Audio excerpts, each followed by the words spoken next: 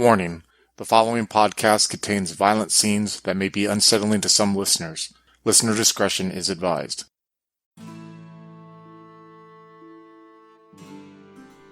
A poor soul of noble origins, a squire tested in battle, a knight-errant forged in Camelot, a man strengthened by love. Join Adam as Sir Goliston and Craig as the Game Master in Blood and Lust, a King Arthur Pendragon duet game of chivalry and mythic adventure. Let us win glory for our king, who will reward us with honors and lands, and the devil take the hindmost. So, getting all ready for the feast tonight, you and Baldric head out. Is there anything you wish to do before the feast? So something that I probably don't usually do is I would probably something that I would do that I don't usually do is I would say a prayer to just like any kind of luck I can get on my side. You know, I don't really ask you for much, God, but please just kind of look down upon me for this act and help me do what I'm destined to do, and kind of just like this whole spiel or whatever, in private, of course, and basically think about what's at stake for a little bit. Just kind of think about how I've been given this golden opportunity, and I can't let my Lord down. And after pep talking myself and doing a little prayer in private, I'm gonna go. What exactly is Sir Goliston thinking that his lord expects from him? Well, I think he expects me to rescue the Countess and to probably fetch him some kind of dowry of wine or something. I mean, I don't really know, but I need to come back with at least a tale. But I mean, I think much more than that is implied. I need to rescue this woman, and I need to allow my lord to indulge in this wine of legend that he's told me about. It's surely not fair that I would have tried it and my lord is not.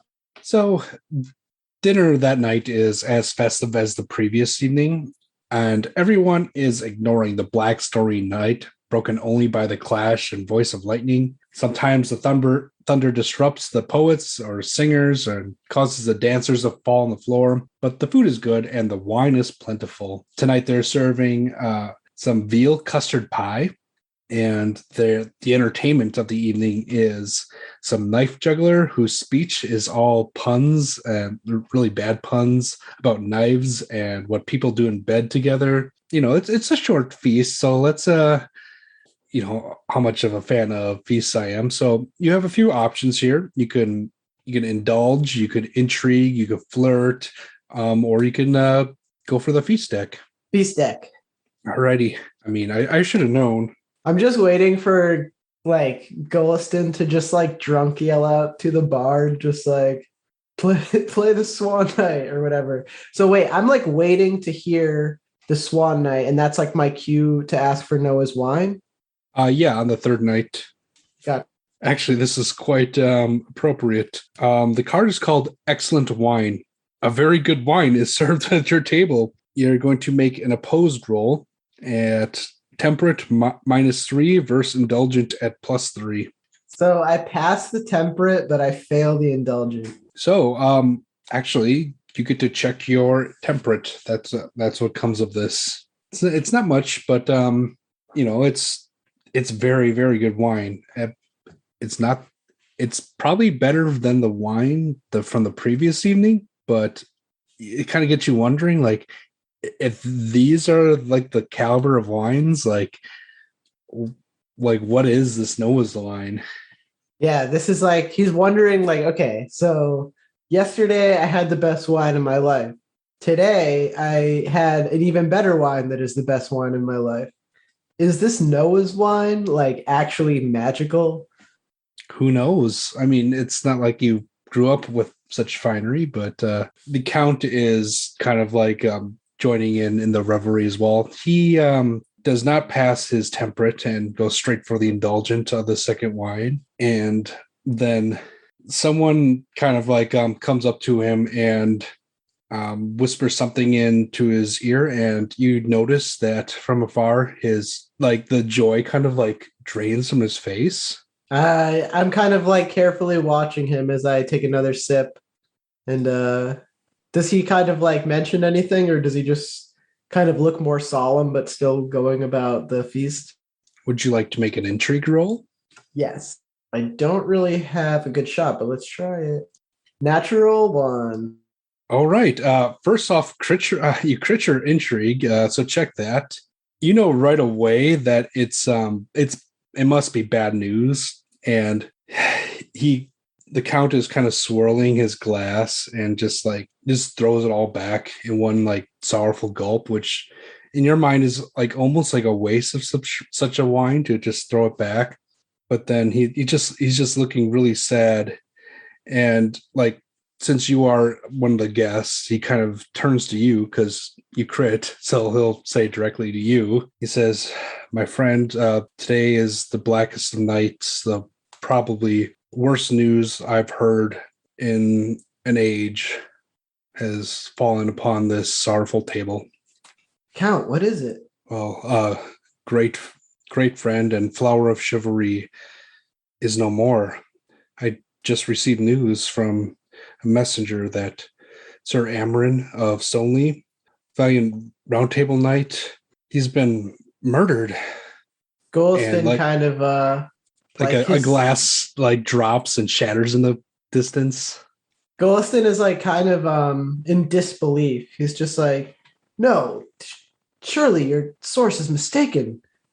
It was just not long ago that Sir Amarin, you see, he's my benefactor and a friend of mine, dear friend.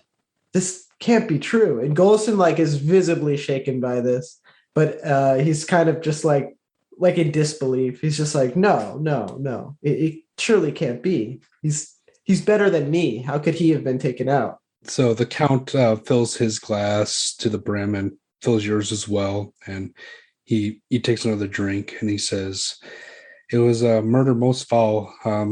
Some craven knight called Sir Barilot.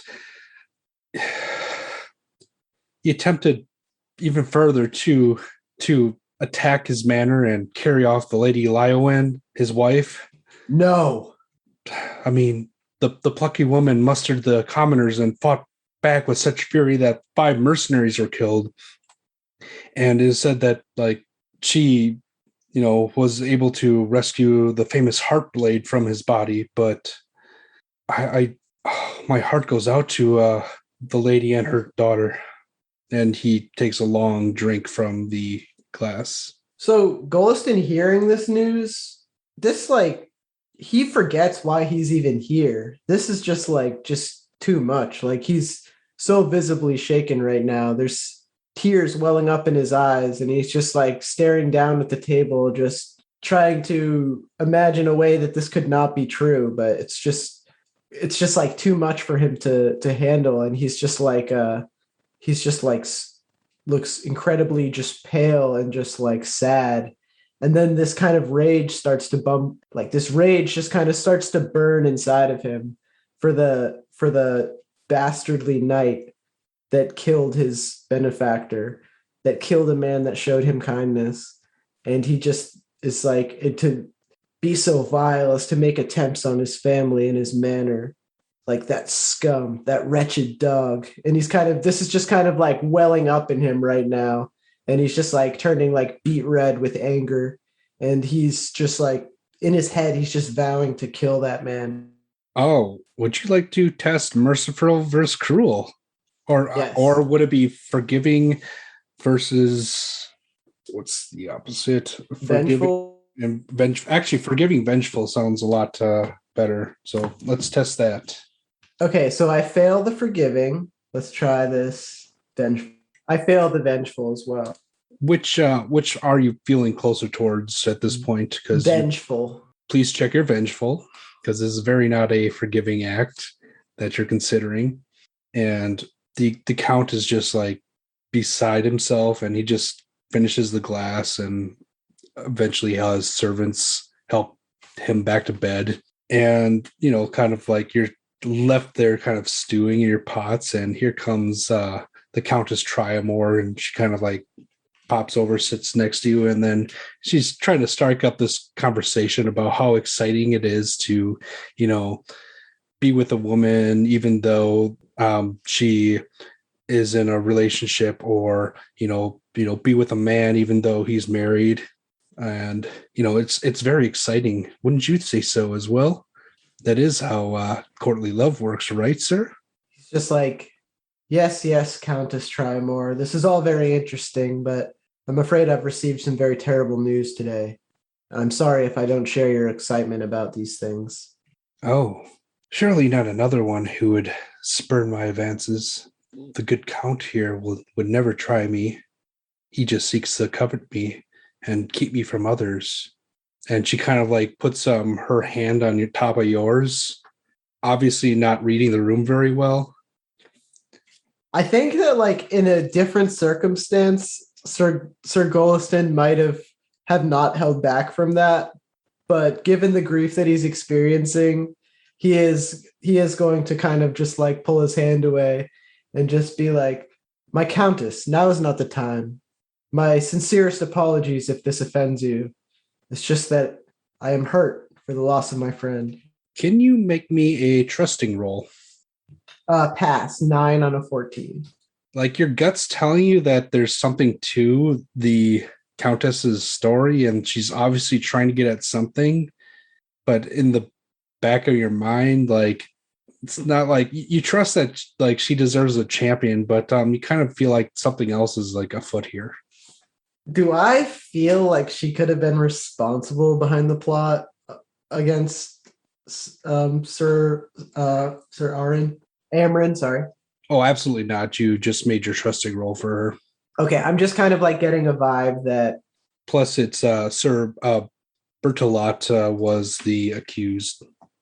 Yeah, I don't know. I think like maybe in his anger and grief, he's just like, and like his frustration with her like coming on to him, even though he's like very depressed. He's just like, did she put this Bertolot up to this? But it's just like some maddened thought that kind of just like, because he's just like starting to think like, I don't know, like the way that you're coming off right now is just like, it's just not attractive to him. But like at the same time, like it's like yesterday he looked at her and he was like, taken aback by just her beauty and stuff. But like even he's like finding himself like annoyed at her like forwardness, I guess, because he is like he's more like of a chaste guy, I guess, like I don't know. I guess I'm not really phrasing it right, but like I think that he's just like not really used to that type of forwardness, so he's like kind of pushing back against it a little bit. Sure, check your chaste. But she kind of understands and nods her head. It's like, don't worry. Tomorrow night, that's the feast. And if the old lord doesn't complete his rituals, I will be free forever. Help me then, and when I call for your aid, you will steal me away to the rear postern, and I'll have horses waiting. Take me away, and I'll be your true lover forever. I know you just gotta, ask for Noah's wine. After the Swan Night story, once the Lord is drunk, can escape. Things will be good. Indeed, Countess. It shall be done.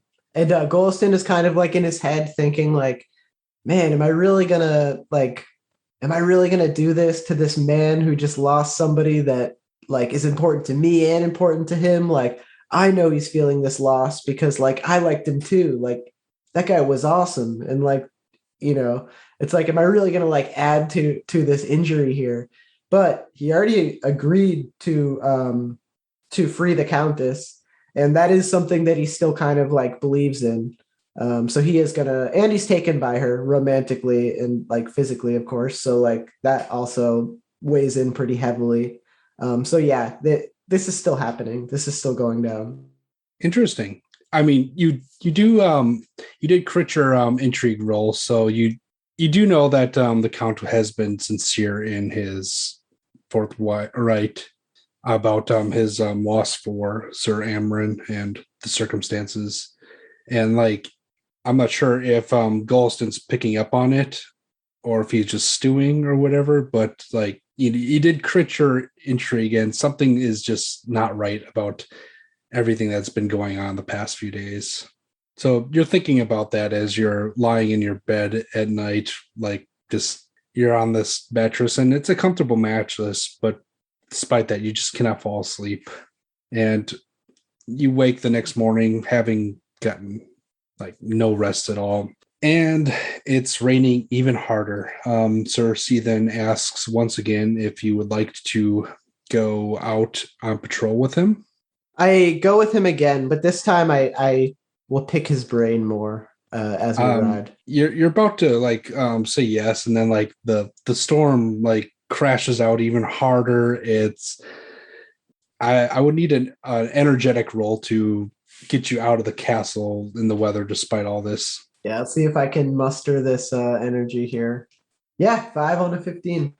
All right. So despite the weather outside and everything just being miserable, you somehow pull yourself into the saddle, and like the two of you and like these dreary looking peasants like drudge through this slop, and it's kind of like getting up to your shins already, starting to be a bit of a slug, like a little bit of a flood.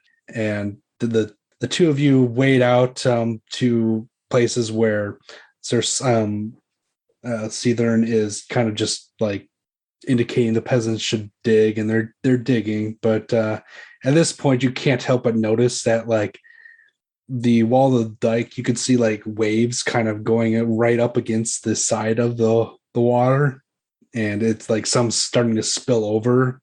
I'm gonna like try to pass Sir Seathern a wineskin and kind of try to like pick his brain about the count and the countess and like his feelings on them.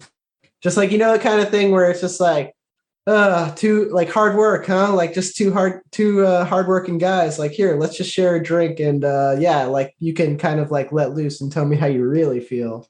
Sure. I would say either courtesy or rate or intrigue to kind of get them to open up.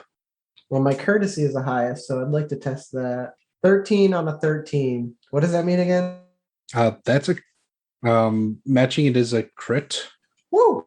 So check it. And he takes the wineskin from you and takes a long sip, and then looks at you and sips again. And, just kind of, he looks like he's like wants to say something, but then he's just keeps stopping himself. Go ahead, Sir Seathern. Say what's on your mind. I have sworn an oath not to say anything bad about the lord or lady that I serve, and I will continue to serve them to my utmost throughout this time, but you were not unnoticed the other night. How so? Speak freely. Well, I am partial to the security of our tower here, and sometimes I just cannot sleep, and I say it's just to keep an eye on things, but sometimes, nibble a cheese here or bread, and one can't help but notice others in the kitchen at night sometimes.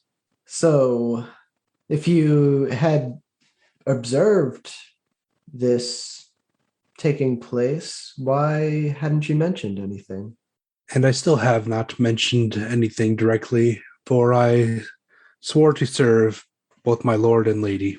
Your count, Sir Guidnor. Your count, Sir Guidnor. Is he a fair man? He is most righteous and just, and I would do whatever I could to keep him from harm. And his wife, the countess, is she a reasonable woman? My lord is righteous and just, and I will do whatever I could to keep him from harm. Understood. And he seems like really upset by all this. I'm sorry to trouble you. It's just a lot has been weighing on my mind since the death of my benefactor and good friend, Lord Amron, Sir Amron. His loss will be felt throughout the realm, I'm sure of it. And kind of looking around, like you see these peasants are just like ineffectually like digging ditches into like already overflowing. He's like, I don't think there's much we could do here other than, wait for the storm to die down. Perhaps tomorrow it will be better. Indeed. So reluctantly, he drags the work party back, and like you're just like soaked to the bone. Baldric's there with yet another skin of wine to help you, warm up, and like he's there getting your best outfit together as he has 2 previous nights. Goliston is kind of quiet. He's brooding. He's not sure if he trusts the Countess. He's not sure if he should distrust the Count. He's kind of just like wondering if this whole plan is a big mistake, if he's going to be doing something terrible by rescuing this Countess. She might have motives that he's unaware of, and he doesn't want to be taken for a fool. So he's kind of just like brooding over this whole thing.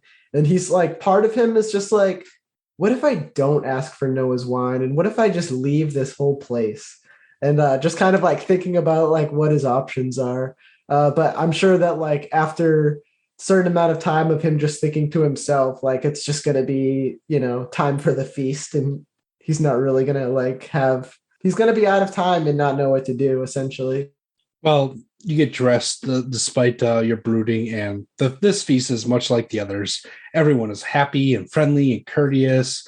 Entertainers keep laughter alive, and the maidens serve some fine wine. Haunches and roasts and whole baked birds weigh down the tables. The dish tonight, the piece de resistance, is peacock. Roasted and glazed with honey and green sauce and served with the skin and feathers still on. It doesn't taste as good as other foods, but it's not about the taste sometimes. It's about the presentation. And, Sir Goliston's recently has been understanding that there's a bit more fashion to food lately. And a bard is coming out, and he is telling some stories, and he's like kind of fishing around from the Count, despite his troubles yesterday, seems somewhat happy, and he asks the bard to regale him with an old pagan story, the Night of the Swan. So the bard starts up with the story, and the story is about the Night of the Swan, who's a knight who seeks a woman he sees in a dream. She's called the Shining Queen. He discovers he is the wife of the king of the Castle of Bones, and he prepares to steal the woman by stealth. Before he acts, however, a crow brings him a head, which describes the story of his own failed sleuthing. The Knight of the Swan then alters his plans and walks through the front gate to confront the hoary old king. Heroic combat ensues, but the Swan Knight wins, marries the queen, and becomes king. Would you like to try a fairy lore to see if you heard any of the story before? Close, but no. I can't help but kind of like see comparisons to what's happening right here almost. And like it's the whole thing is just becoming like way more unsettling. And Goliston is just like really not sure if he wants to do this now. So the bard continues, the Knight of the Swan resists 3 temptations of drink, of lust, and treasure. He won because he was forthright, honorable, and courteous. When the tale is done, the bard retires. There's a lot of rejoicing and clapping, and, the king the Count seems pretty happy to have heard his old tale, and, like, the Countess is kind of, like, looking at you, waiting for something to happen. So I look at her and I feel like she's waiting for me to say certain words, and I'm just glaring back at her, my lips shut. So, first off, if you're doing what I think you're doing, you could check your prudent. It's already checked. So, the revelry continues through the night, I guess. What's going on in Goliston's head is like, he's just like, I'm not going to secretly kidnap this woman. That is not honorable. Like, if there's been some wrongdoing here, like, it's best to be forthright about it, as the Swan Knight was in the story. But that being said, he's not going to, like, go in and front the Count, but he's also not saying the words. He's not asking for the Noah's wine. And if the Countess is displeased by this, she's going to have to like grab him and say like, what are you doing or something? Because he's just not sold anymore. He thinks she's up to something else. She's like staring daggers at you, almost as if to say, what are you doing? This is not what we discussed. You're probably feeling even just more uncomfortable about like whatever decision you have made, and like how your emotions have been just like cascaded across the inside of your heart this past few evenings. Like in my head, there's this kind of like moment that keeps playing back where me and Sir Southern were out watching the peasants dig, and I got him to be candid with me, and he was like, he wouldn't say anything good about the Countess really, and it's like he wasn't able to tell me, and I understand like he's bound to certain oaths and there's only so much you can say, but like the impression that Goliston got and how that read to Goliston was that he shouldn't trust the Countess. But also he's confused because why didn't Sir Seathern stop him? Goliston is like, maybe Sir Seathern knew I would come to the right decision or something. People do things and they make promises to do things, and sometimes they're trapped by these promises. Goliston is just like, fuck. Noah's wine. I request Noah's wine. The music stops and the Count looks at you in surprise. Noah's wine. This is a rare vintage, and I had thought to save it for my 200th birthday. Is this what you desire? If you'd be so kind. Very well, the Count says. Bring forth Noah's wine, he says to his butler, who bows and disappears. And then you see Sir Seathern kind of like go in his chair. And like the Countess is looking like super giddy of what's about to happen. Eventually, the butler comes across and produces this like kind of like weird looking cask. It's like wooden, covered in like skins of some sorts with like a bronze plaque. He hands it to the Count on a platter, and then in like an explanation, the Count says, "Oh, I've heard this is also called the wine of shame, because in the Eastlands, where the sun rises from the dead, lived a sailor named Noah. After a long voyage, he drank from this brew and fell senseless to the ground, so that his children mocked and shamed him. Some of that ennoble brew is still here now for our drinking. Would you like to roll religion and Christianity?" That's a fail. Well, there's been many Noahs. It certainly couldn't be that Noah, but he peels back the skins and the bark, and underneath it all is a simple clay jug. Well, Goliston is sweating profusely right now. He's just like just looking very nervous. Well, says the Count, I will have no one speak badly about my hospitality. And this big golden and bejeweled chalice is brought forth, and the Count kind of uncorks the jug, and there's like a gasp as like air is kind of like sucked in, and then just aroma of this liquid comes out, and you can smell it from across the table even. And you're just watching as the Count pours it into this bejeweled glass. How are you feeling right now? Very scared, very nervous.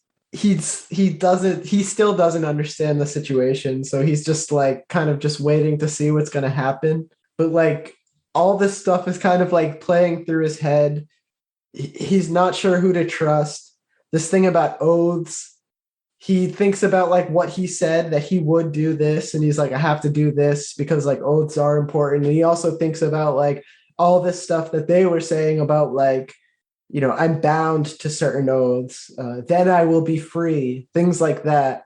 And when he saw Seathern kind of just like, it looked like relief to Goliston, so he was just like, okay, like maybe this is the right direction. But he's still just like sweating a ton. He's pleased that, as the Countess said, the Count would not falter on his hospitality when when brought to task. And the wine was brought out and the story and everything. And it's like very kind of like surreal and scary to Goliston. He's not really sure what to expect. He's not sure what's going to happen when he drinks it, or like if he's asked to drink it, if he's like what he's going to do, like what's going to happen. So he's kind of just like still trying to play the part and be as cool as he can. Would you like to make me an opposed prudent reckless roll? Failed my prudent, passed my reckless. Again, like these. Well, first off, check your reckless, because this is kind of a reckless act. What you're doing here, but it's fine. You watch as the Count pours the last of the clay jug into this wine, into this big cup, and he's about to drink from it, and you're looking across and you're seeing the Sir Seethan just kind of like sweating in his boots. And okay, well, he made his loyalty roll. You see Sir Seethan kind of jump across and snatch the cup out of the Count's hands, and like in one gulp just drains it and just immediately falls unconscious. Shit. The cup clatters across the table, and oddly there's no drops of wine left in it. The Count picks up the goblet almost dumbfounded and says, well, he does not like me to drink so much. I guess that was one way to prevent it. I will be sober now. You see the cup get uprighted on the table, and you notice across, like, some servants are helping Sir Seethan, like, out from under the table where he just immediately fell unconscious. And now, like, the Countess is looking at you like, come on.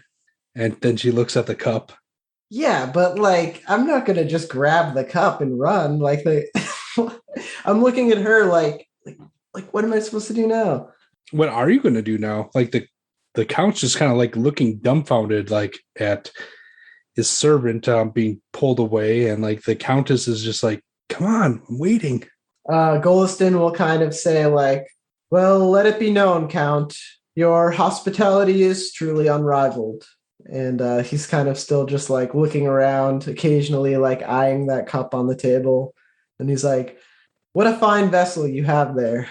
Yes, this is the cup of Ogamios, a rare, very rare vessel. It's showing like pagan scenes of like men hunting around the sides of it. There's jewels, and like there's some strange writing that you have no idea what it says. Sir Goliston is thinking about when he prayed for God to intervene and to guide his path. And he kind of thinks that like maybe that did happen. Like maybe God saved his life by not having him steal the cup, by causing a wrinkle in the plan. And he's like, he looks at it, and then just kind of like that anticipation and that buildup just kind of like washes away as he just kind of says like, yeah, it's truly a majestic cup. And he kind of just like looks at the Countess and kind of just gives like a, like, this is not going to happen look. She appears like incredibly angry and stands up and says, my good lord, face me. And like stunned, the Count like turns to her and like what? Now, Sir Goliston, take the vessel. And she's like screaming it at you at this point. Countess, I will not. You will not. You will not what? But you said. Countess, and I know I agreed to help you previously, but I don't believe I can trust you. And I don't believe I have any reason to distrust the noble and hospitable Count Gwyndor. You feel a tug at your sleeve, and your Squire Baldric, who had made his roll, says, sir, did you actually swear to anything?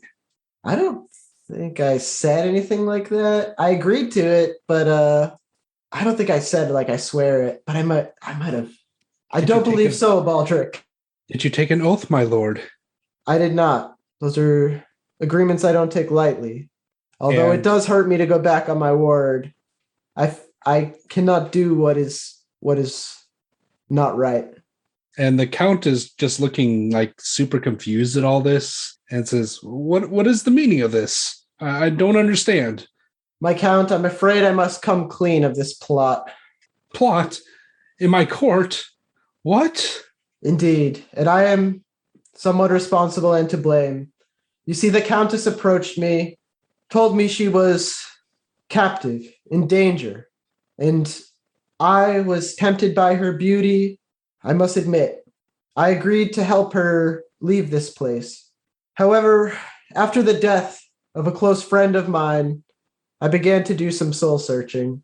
When it came time to carry out this plot, my good God, the Christian God, intervened and caused Sir Sethern to drink the wine instead. I feel the utmost shame in having been a part of this, but I will not go through with this anymore. Countess, I'm not stealing this cup. And like he's probably like gasps and stuff like that. I don't know. People are so shocked that they think you should make either orate or a courtesy roll. But you have the option to impassion if you'd like. How do I impassion? I already rolled it and failed. Oh, it's fine. Well, actually, that would pass your hospitality if you would like. If you want to roll your hospitality, that'd be a good one. Oh yeah, actually, okay. Hospitality. That's a 15 on a 17. All right, so that would give you a first. You get a check in your hospitality, and you would then get a +10 to your roll, be it courtesy or orate, or be +10 to your skill. Okay, so roll my courtesy. It's 10. Nice. So that's 16 on a 23. So pass. Okay, so I guess first check your courtesy. If it's not already checked, it might be already. But as you're like giving this impassioned speech, and the count questions you what happened the past few evenings, and like you're looking around and you're kind of expecting the Countess to be upset at some of these accusations, but at the end of it, she's actually quite calm and says, "I did what I was told." He says, my Countess, I apologize to you as well. I should not have agreed to something I was not willing to carry out. But at the end of the day, my honesty is important to me, and it is not something I'm willing to tarnish. And it is much valued in this court as well. And like her tone of speech like took a drastic change from what it was moments ago. And the Count explains that it is his custom of his castle to test the willingness and virality of his guest knights, and if try to test them in their ways and prove them to be either virtuous people or dastards, and they're either rewarded or honored or punished for it. So with smiles, the Count turns and congratulates you on your honesty and says, I'm glad he sees it that way, because like Goliston is just like seriously traumatized by this game. He's like, what? Like, what was real? What wasn't real? Like, he's just like, and like, so their attitudes have changed. His kind of like has not, and he still has this very grave like look and expression, even if they're kind of like patting him on the back or giving him like happy looks or whatever. He's still just like torn up inside from this whole ordeal. Yeah, it's quite traumatizing. And despite this, the Count says he renounces any more tests now that a knight as brave as yourself has come along and saw the custom of the castle. And he says once more that no more will he try to trick knights into being what they're not. And he says he's even considering like getting baptized and taking on the Christian religion, but we'll get to that later, sort of thing. Because he's basically you're getting like a little crash course in the custom of the castle, sort of thing, where they have these weird customs, and Arthurian knights are supposed to come along and be tested, tempted, and then break them. Goliston is like fake laughing along, like, haha, that was really fun. Yeah, and like everyone's like patting you on the back, and the count offers you the goblet to take in earnest now. The Countess Trimore gives you the most chaste kiss on the cheek as a reward for your chastity throughout this time, and the bard perks up again and starts singing about the chastity, honor, and honesty of the brave Sir Goliston, which you didn't know that was a song, but apparently it is here now. I like kind of thank the Count for the lesson he's taught me. I'm just like, this trial has taught me so much of my own values and my own morals and what I need to stay true to. You've given me a gift that I don't think I can ever repay. Like how can I try to make this right? By continuing to live and be a good and noble knight, sir. I promise, as another gift, that when you are ready to marry, I will put in a good word to the father of whomever it is, because the word of Count Guidnor, carries some weight across the realm. Count Guidnor, you are truly the most hospitable host and a fine man. And as the evening wraps up, basically the rain stops, and like it kind of, the water sort of starts to go down on the other side of the dike, and weirdly the kingdom is not flooded. It seems that, like an act of God, kept the waters of lust and treachery and seduction from flowing over and taking out this beautiful land.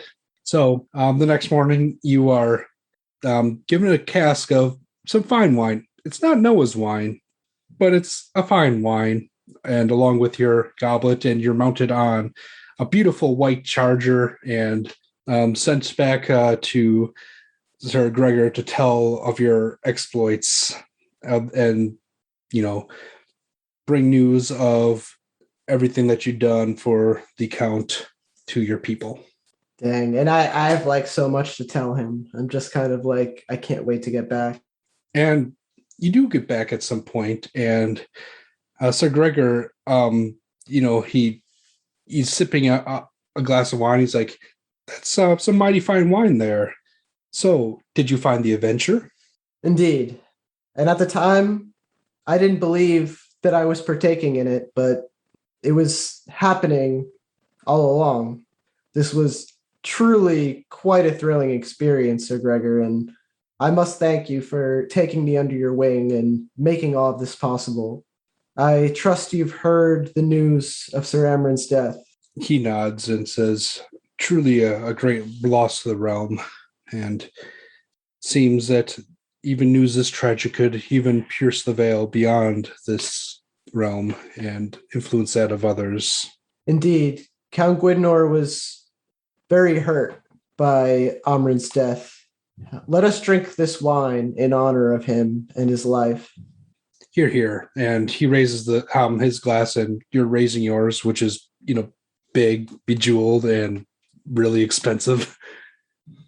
And you toast in the evening, and the camera pans out to these two eyes just watching Castle Terrible from the edge of the woods, and blue smoke is kind of dissipating into the distance. I like knights. Do you like knights too? If so, check out our Scion, Temptation, and 13th Age games for more chivalric role-playing.